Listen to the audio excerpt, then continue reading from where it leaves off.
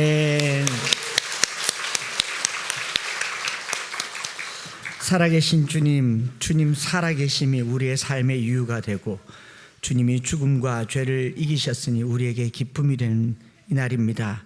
온종일 기뻐할 뿐만 아니라 앞으로 우리의 삶이 영원한 생명을 향하여 나아가는 이날 되게 하여 주시옵소서. 이 시간 또 이후의 모든 순서들 가운데 성령님 함께하여 주시고 특별히 말씀하여 주시옵소서. 감사드리며 예수님의 이름으로 기도드립니다. 아멘. 네, 할렐루야. 네, 갈라디아서 말씀 계속 전하는 중에 부활절이어서 크게 벗어나지 않고 여기서 말씀을 전해보려고 합니다. 신앙생활한다라고 하는 것이 사실 말이 된다고 이해하고 설득하고 설명이 가능하다면 그건 신앙이 아니고 과학입니다. 신앙은 과학으로 설명할 수 있는 게 아니다라는 거죠. 설명되어서 믿어지는 게 아니죠. 믿음이라고 하는 것은요, 어떻게 나타나냐, 말문이 막히고 기가 막힌 일이 내 안에 일어나는 거죠. 내 상식으로는 납득이 안 되는 일이 내게 일어나는 겁니다. 놀라운 사건이 일어나는 것이죠. 왜 말문이 막히는가? 살아계시는 하나님을 만났기 때문에 그렇습니다. 그게 신앙생활이죠. 욥이 하나님을 만나기 전에도 하나님을 경외했던 사람이지만 욥이 하나님을 만났을 때 입을 틀어막지 않습니까? 욥기 40장 4절에 보소서 나는 비쳐나오니 무엇이라 주께 대답하리까? 손으로 내 입을 가릴 뿐이로소이다. 자기 입을 막고 하나님께 고백할 정도였지 않습니까? 42장 5절에도 보면 내가 주께 대하여 귀로 듣기만 하였사오나 이제는 눈으로 주를 배움나이다 라고 말하지 않습니까?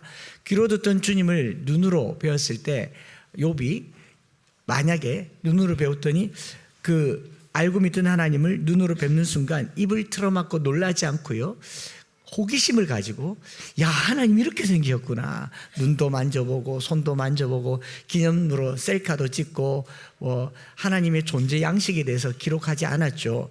욥이 하나님을 만났다라고 하는 것은 하나님의 실존에 대한 과학적 증거를 들이내는 것이 아니라 놀라는 겁니다. 어떻게 이런 일이 내게 일어날 수 있는가? 신앙은 경이로운 세상에 들어가는 일이죠. 제가 다는 모르겠지만 여러분들 중에 과연 교회에 나올 수 있는 사람들이 아니었던 사람들이 지금 이 자리에 앉아서 예배 드릴 수 있다는 것 자체가 경이로운 일인 줄 믿습니다. 그게 신앙생활 아니겠어요?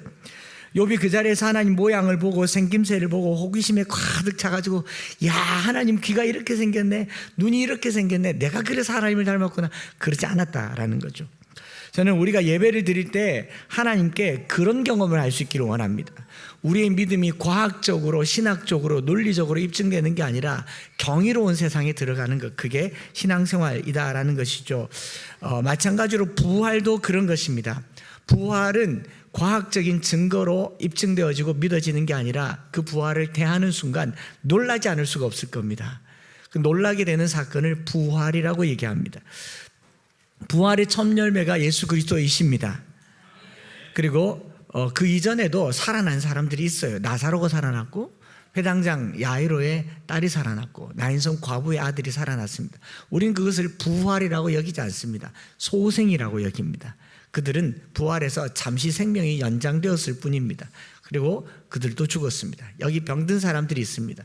병든 사람이 병이 나을 수 있지만 그건 부활이라고 얘기하지 않습니다. 그냥 치유라고 얘기합니다. 부활은 다른 이야기입니다. 땅에서 산다는 것이, 이 땅에서 생명을 가지고 산다는 것은 그저 죽음을 유지하거나 죽음을 연장하는 수단이지 그걸 부활과 연결시킬 수 없습니다.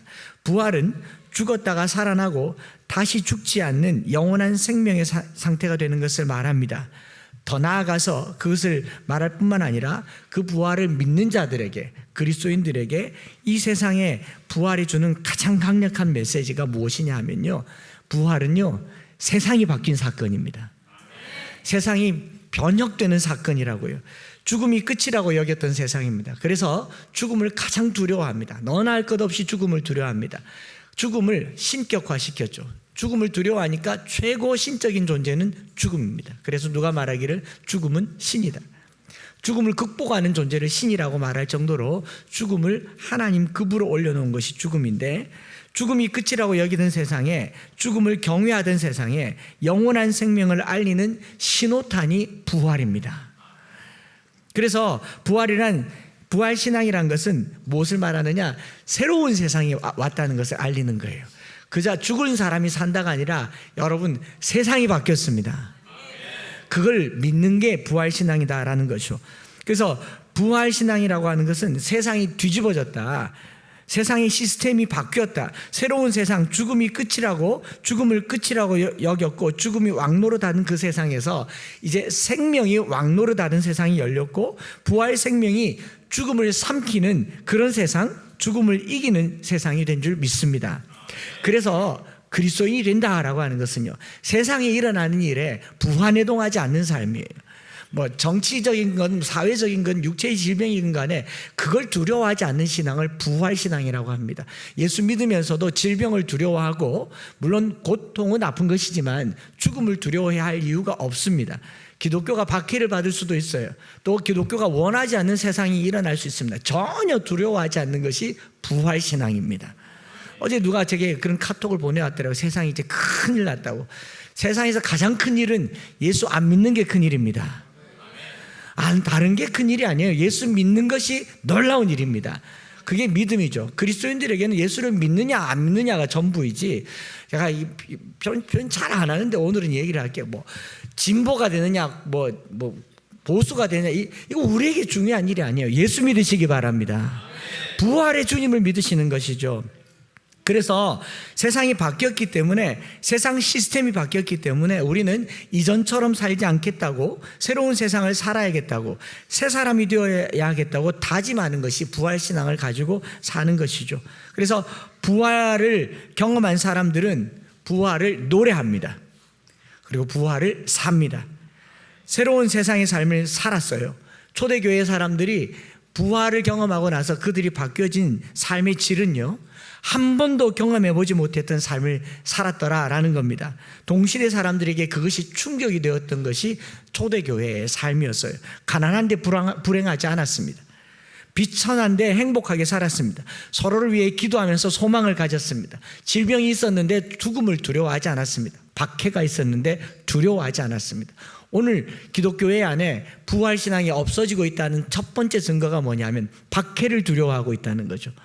교회가 사그라지는 것을 두려워하고 있다는 거죠. 여러분, 인류 역사 속에서 기독교가 사라진 적이 없습니다. 저기 지하 동굴에서도, 가정교회에서도, 카타콤에서도 교회는, 기독교 진리는 사라지게 할 수가 없습니다. 성경에 단 한 장도 지울 수가 없는 것이, 이것이 진리이기 때문에 그렇습니다. 그 어떤 권력도, 그 어떤 세상도 진리의 말씀을 배제할 수가 없다라는 것이죠. 그게 부활이라는 겁니다. 그래서 서로를 위해 기도했고 하늘을 열고 땅을 울리는 기도로 세상을 바꿨습니다. 부활신앙을 가진 사람들은 내일의 염려도 없었습니다. 서로 기뻐했고 서로의 필요를 채워주었고, 이렇게 살아가는 모습들이 당시 사람들에게 충격을 준 거죠. 부활이 세상을 바꾸었다라는 것을 선포하는 겁니다. 그리고 그 바뀐 세상에 살아가는 새로운 삶의 양식을 전하는 사람들이 그리스도인들입니다. 똑같이 밥 먹고 똑같이 잠을 자고 똑같이 인생을 살지만 다른 사람들에게 내가 당신과 다르다는 것이 무엇이냐면, 내가 사는 세상은 다른 세상이다. 죽음을 두려워하지 않는 세상이라는 것이죠. 인생관이 바뀌고 세계관이 바뀐 거죠. 그래서 부활은요, 인생관의 근본적인 지진이 일어나는 사건이에요. 지각 변동이 일어나는 사건입니다. 저는 그것이 부활하신 주님이 첫 번째로 하신 거예요.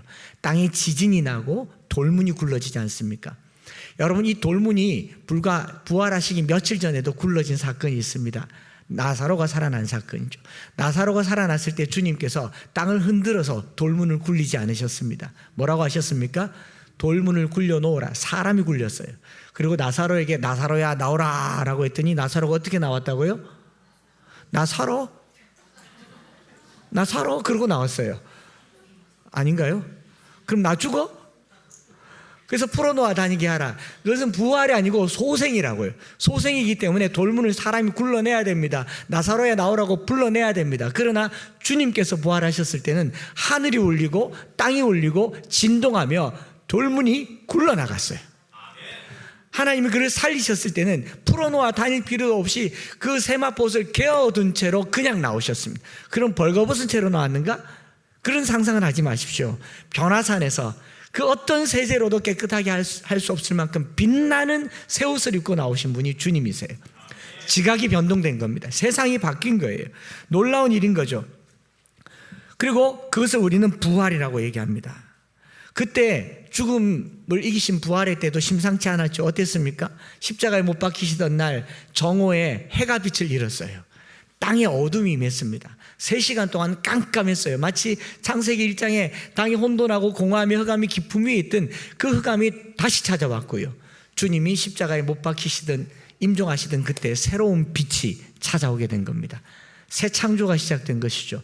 그래서 창세기의 그 영광의 기쁨이 부활과 함께 나타나는 것이 부활 아니겠습니까? 창세기의 세상을 빛으로 시작하신 것처럼 새로운 시작을 알리는 신호탄이 바로 부활입니다. 그래서 부활을 모르고 사는 사람들의 세상을 전도자는 이렇게 말했죠. 전도서 1장 9절에 이미 있던 것이 후에 다시 있겠고 이미 한 일을 후에 다시 할지라 해 아래는 새 것이 없나니. 부활을 모르는 사람, 그리스도의 생명을 모르는 사람들의 해 아래는 새 것이 없습니다. 영어로는 어떻게 됐습니까? Nothing is new under the sun 이라고 되어 있습니다.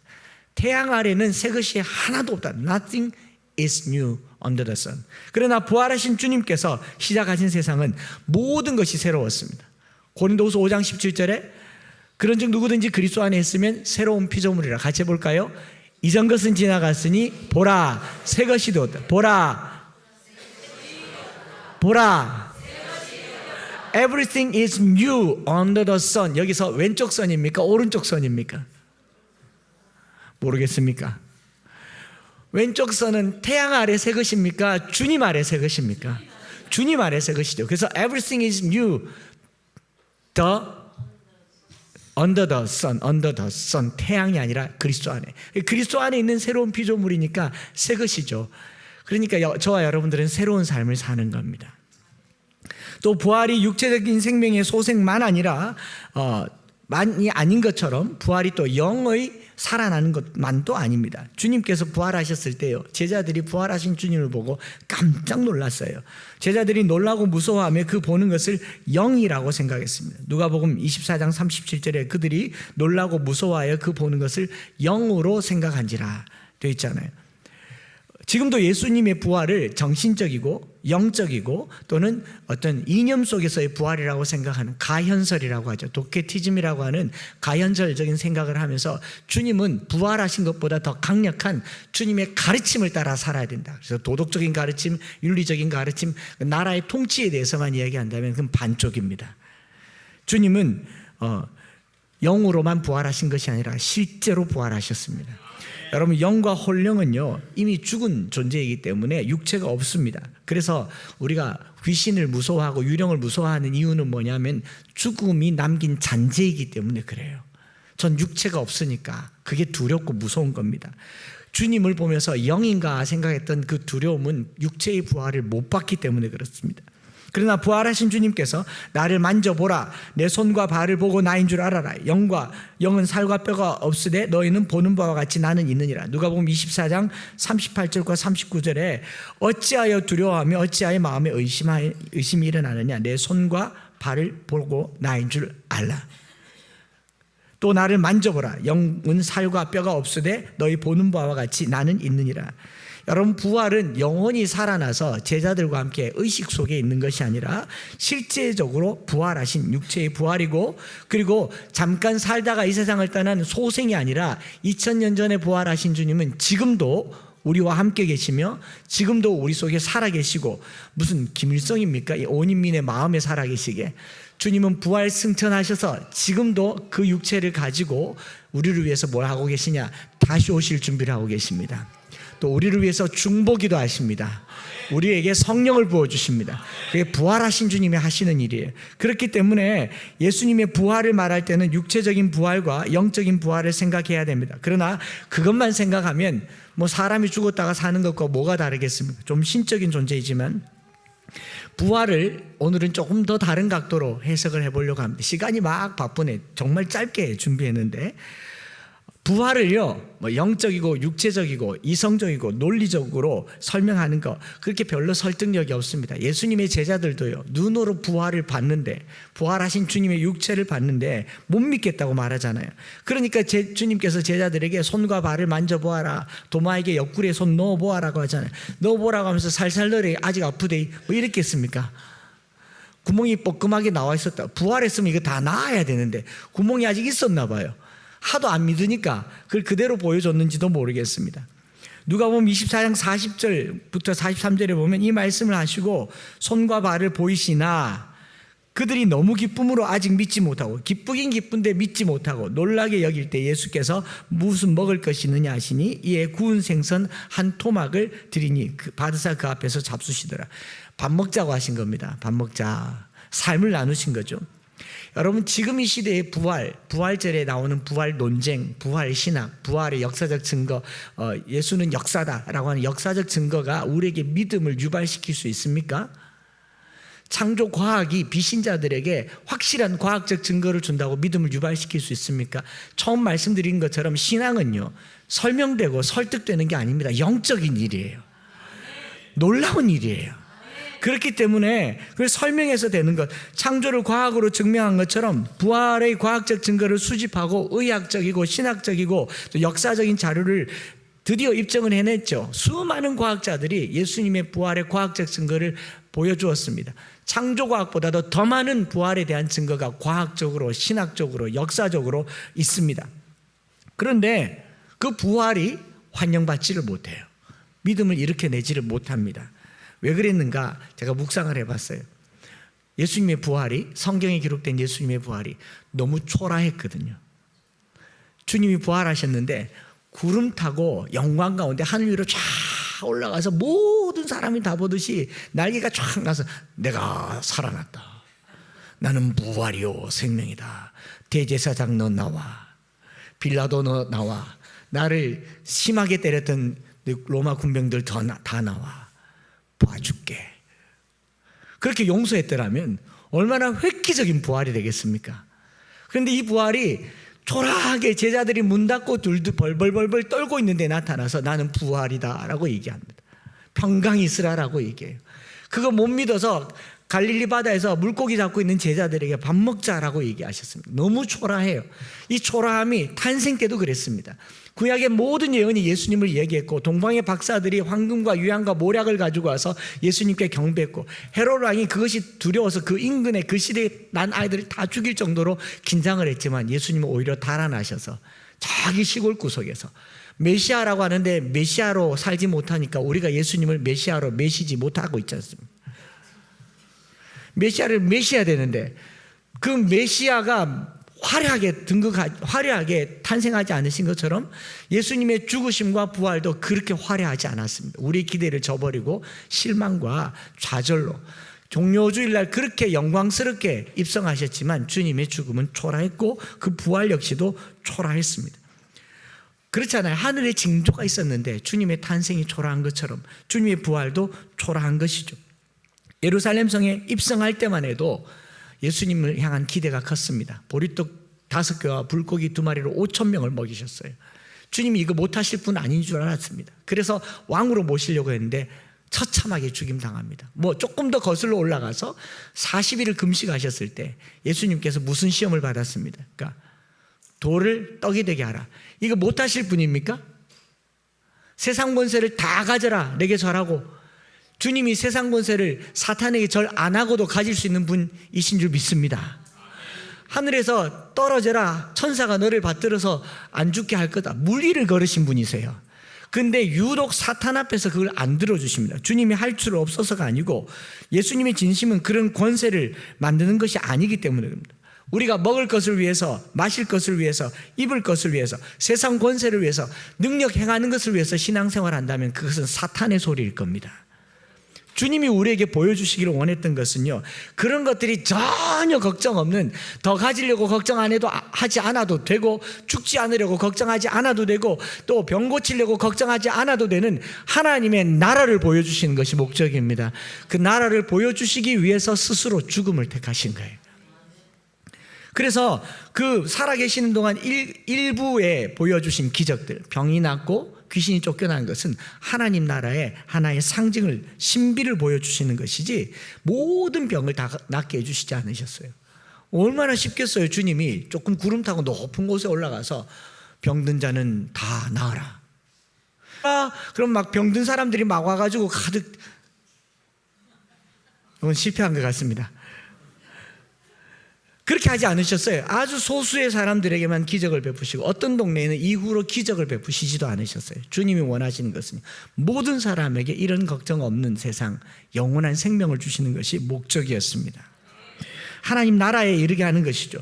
그 방법으로 죽음과 부활을 선택하셨습니다. 죄로 말미암아, 인류의 죄로 말미암아 죽고 우리를 의롭게 하시려고 다시 살아난 것이 부활입니다. 그래서 부활의 가장 중심에 있는 것은요, 육체와 영혼의 부활, 생명이 다시 살아남, 이것도 맞지만 부활에게 있어서 가장 우리에게 생명이 되는 것은 무엇이냐, 이거 하나만 기억하시면 됩니다. 우리를 부활의 생명으로 이끌으시는 것은 한 가지입니다. 네, 사랑입니다. 사랑입니다. 죄의 세력에 눌려있는 자기 백성을 한없이 사랑하신 주님께서 자기 백성을 위하여 죽으시고 저와 여러분들을 위하여 대신 죽으시고 십자가에 달려 죽으신 주님께서 더 이상 사망의 절망에 빠지지 않도록 부활하신 것이 바로 사랑인 것이죠.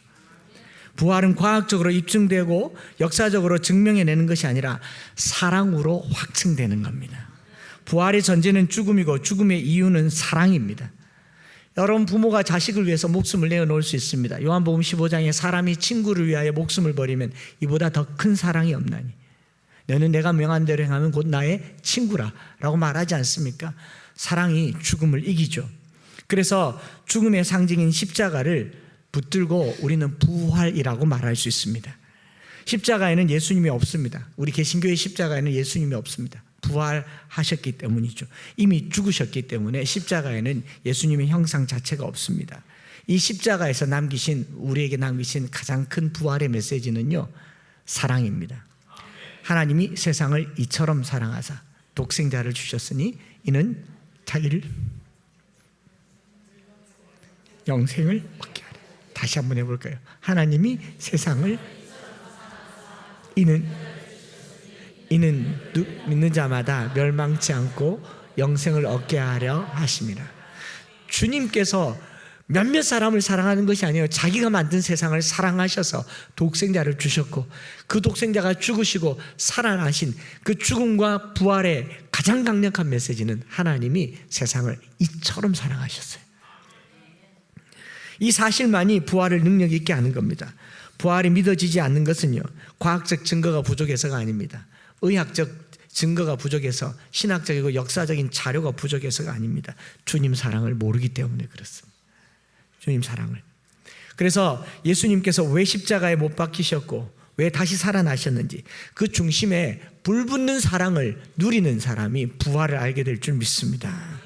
그 사랑으로 십자가를 지셨고 그 사랑을 우리에게 주시려고 부활하셨어요. 특별세배 기도 때 그런 말씀 드렸지 않습니까? 나사로가 죽었다가 살아났는데 며칠 되지 않아서 예수님이 죽으셨어요. 나사로에게 예수님의 죽음은 그렇게 슬플 수가 없습니다. 나 살리려고 주님 죽으셨나? 주님 나 하나 살려놓고 그 목숨 날 위해 죽으셨나? 그 며칠이 나사로에게는 살기는 살지만 지옥 같은 시간이었을 텐데 주님이 다시 살아나셨어요. 나사로의 기쁨은 갑절이나 되는 것인 줄 믿습니다. 저와 여러분들이 그 생명을 가지시기를 축복합니다. 그래서 우리는 십자가라고 쓰고 부활이라고 읽습니다. 설교 제목이 오늘 설교의 전부였습니다. 십자가를 바라볼 때마다 부활을 누리시기 바랍니다. 사도 바울은 갈라디아 6장 17절에서 그렇게 말합니다. 이후로는 누구든지 나를 괴롭게 하지 말라. 내가 내 몸에 예수의 흔적을 지니고 있노라. 이 예수의 흔적이 고난의 흔적만 아닙니다. 죄진 흔적만 아니고요, 가난과 질병과 고통의 흔적만 아니라 생명의 흔적이 되기를 원합니다. 살았잖아요. 사람들이 저와 여러분들을 보면서 죽음을 두려워하지 않는, 죽음 넘어 영원한 삶을 살아가는 것을 부러워하는 삶의 질을 가지시기 바랍니다. 똑같은 땅에 살아도 영원을 사는 남부러운 삶을 사는 것이 그리스도인 줄 믿습니다. 세상이 두려워서, 정권이 두려워서, 시스템이 두려워서, 어떤 법 체계가 두려워서 벌벌 떤다면 우리는 이미 진 거예요. 무엇이든지 와라, 나는 두렵지 않다.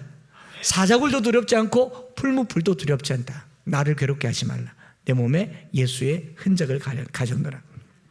그래서 사도 바울이 우리 그 앞에 6장의 말씀을 특세 때 조금 풀어놓았고 다음 주에 한 번 더 말씀을 나누겠지만 우리 주 예수 그리스도 외에는 결코 십자가 외에는 결코 자랑할 것이 없으니 그리스도로 말미암아 세상이 나를 대하여 십자가에 못 박히고 내가 또한 세상에 대하여 그러하니라. 그 다음에 이런 표현이 있습니다. 15절에 할례나 무할례가 아무것도 아니로되 오직 새로 지으심을 받은 것만이 중요하니라. 바로 죽었다란 말을 하는 것이 아니라 새로 지으심을 받은 것만이 중요하니라. 여러분 십자가에서 죽는 것은 반쪽입니다. 내가 그리스도와 함께 십자가에 못 박혔나니 반쪽이에요. 그런즉 이제 내가 사는 것은 나를 위하여 자기 자신을 버리신 하나님의 아들을 믿는 믿음 안에서 사는 것이니라. 갈라디아서 2장 20절을 죽인다는 개념으로 살면 맨날 죽어야 돼요. 맨날 죽어야 돼요. 살아나시기 바랍니다. 죄성 살리지 마시고 생명 살리시기 바랍니다. 그 생명으로 사는 것, 그것이 새로 지음을 받았다라는 것이니 오늘 우리 몸에 그리스도의 흔적, 십자가의 흔적, 부활의 흔적, 사랑을 남기시기를 축복합니다. 사랑을 남기시기를 축복합니다. 사랑을 남기시기를 축복합니다. 뭐 틀렸습니까? 이건가? 네, 이게 맞겠나요? 네, 이것도 좋겠습니까?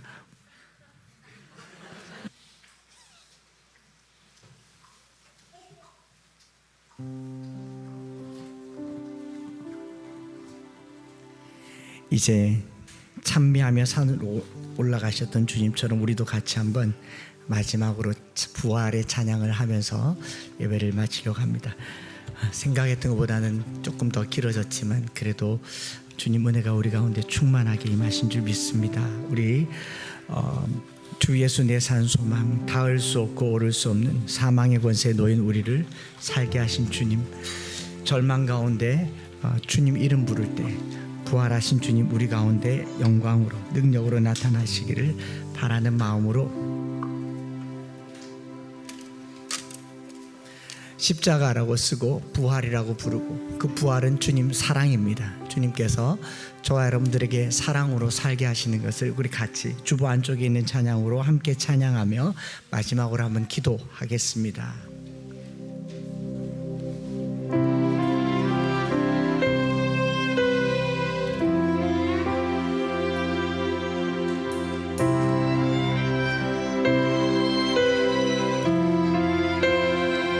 닿을 수 없고 오를 수 없네 사망의 권세 놓인 우리 절망 가운데 하늘을 보며 주의 이름 나 부를 때 어둠을 뚫고 주님의 사랑 내 영혼을 비추시네 모든 것 이미 이루신 주님 주 예수 내 산속 위대한 자비 영원 못하며 한없는 은혜 조연 못해 내 죄와 수치 지기 위 이 땅 위에 주의 십자가 날 구원하사 왕의 자녀 삼으셔 나는 영원히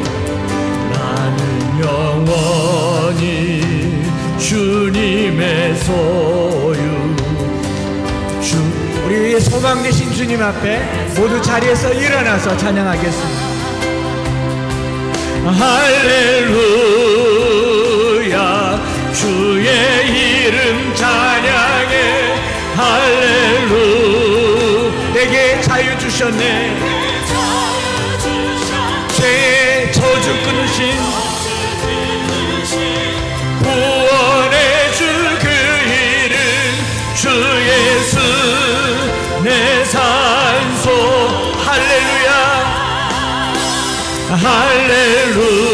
할렐루야. 이름 찬양해. 할렐루야. 내게 자유 주셨네. 죄의 저주 끊으신 구원의 주 그 이름.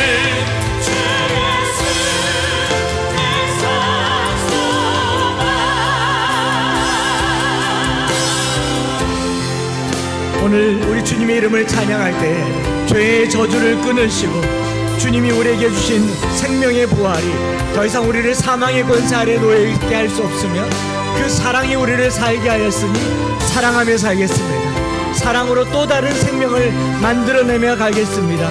그렇게 주님 앞에 고백하며 나아가시겠습니다.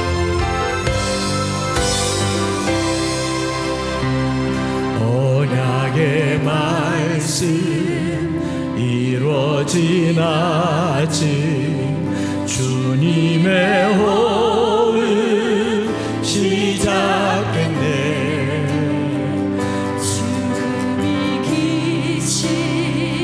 유다의 사자 우리의 주 부활하셨네.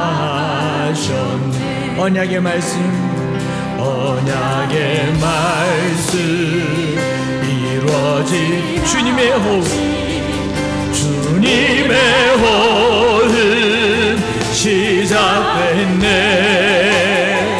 죽음이 기신 유다의 사자 우리의 주 부활하셨.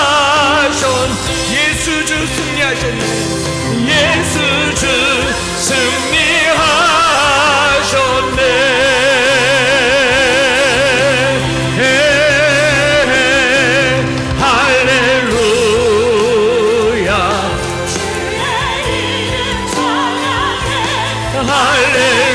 할렐루야. 내게 자유 주셨네. 죄의 저주 끊으신 구원의 주 그 이름 주 예수. 우리 두 손 높이 들고 할렐루야. 할렐루야. 주의 이름 찬양해. 할렐루야. 내게 자유 주셨네. 죄의 저주 끊으신 구원의 주 그 이름 주 예수. 내 산소 예수 주 승리하셨네. 예수 주 예수 주 승리하셨네. 예수 주 승리하셨네. 우리 시간에 한번 마지막으로 기도하고 축도하기를 원하는 것은요, 주님이 살아나셨다는 것이 우리에게 희망이 되면 삶의 질이 달라야 됩니다. 똑같은 호흡을 하여도 그 호흡은 다른 겁니다. 영혼을 살아가는 겁니다. 그 사랑이 우리를 살게 하였다면 살리지 못할 사람이 없습니다. 특별히 이 부활절을 기하여서 주여 생명을 허락하여 주셨을 텐데 생명을 전하는 자가 되게 하시고 생명의 전달자가 되게 하시고 사랑하며 살게 하여 주시옵소서. 우리 주님 앞에 부활의 주님 내게 사랑으로 생명이 되셨으니 이 사랑으로 또 다른 생명을 만들어내는 부활의 증인이 될 수 있도록 주님 이름 한번 크게 부르짖고 합심해서 기도하겠습니다. 주여, 살아계신 하나님 아버지, 오늘 우리를 구원하신 주님 그 생명이 오늘 우리에게 부활이 되는 줄 믿습니다.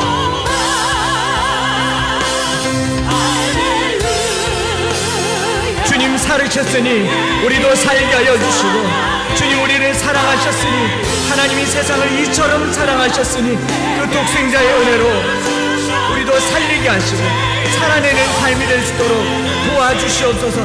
주님 새로운 세상을 열었으니 삶의 질이 달라지게 하시고 삶의 범주가 달라지게 하시고 살리는 영혼이 될 수 있도록 주님 축복하여 주시옵소서. 하나님 특별히 세례를 받고 학습을 받고 입교를 하고 어린이 세례, 유아 세례를 받는 여러 성도들에게 그리스도의 생명이 능력이 되어서 살려내게 하시고 주님으로 살아가는 모든 영혼들 될 수 있도록 축복하여 주시옵소서. 내 주 그 이름 주 예수 내 산소만. 살아계신 하나님 아버지, 오늘 특별히 학습 세례, 입교, 유아 세례, 어린이 세례를 통하여서 그리스도의 생명이 우리 가운데 넘쳐난 줄 믿습니다. 성찬식과 성찬식을 통하여서 주님 찢으신 살과 피가 우리에게 생명이 되었으니 생명을 아는 자로 삶이 달라지게 하여 주옵소서. 죽음 앞에 떠는 자들이 아니라, 고난과 고통과 질병을 두려워하는 자들이 아니라 영혼을 살아가는 우리 영혼들이 되게 하여 주시옵소서. 오늘 주님 우리에게 주신 이 생명을 사랑으로 또 증거하고 증언하는 부활의 증인이 되게 하여 주시옵소서. 하나님, 또 오늘 주님 앞에 부활의 예물을 드리고 또 이 주일 예물을 드리고 성경금을 드리고 10의 1조를 드립니다. 우리가 드려지는 예물을 통하여서 생명이 전해지는 귀한 역사가 있게 하여 주시옵소서. 구주 예수 그리스도의 크신 은혜와 아버지 하나님의 변함없으신 사랑하심과 성령 하나님 위로교통 충만 역사하심이 오늘 이 부활의 날, 주님 부활하신 것으로 끝이 아니라 우리도 살겠고 또 타인도 살려내는 그 부활의 증인 되기를 소망하는 사랑하는 모든 성도들 머리 위에 이제로부터 영원토록 함께 있을지어다. 아멘.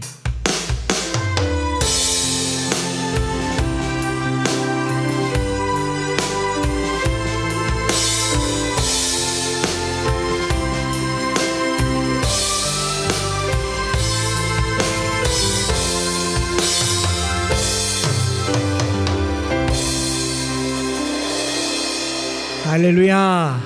부활하신 주님께 크게 영광의 박수를 드리고요. 오늘 점심 맛있게 준비되어 있으니까 자리가 좀 부족하더라도 꼭 식사하시고 그렇게 돌아가셨으면 좋겠습니다.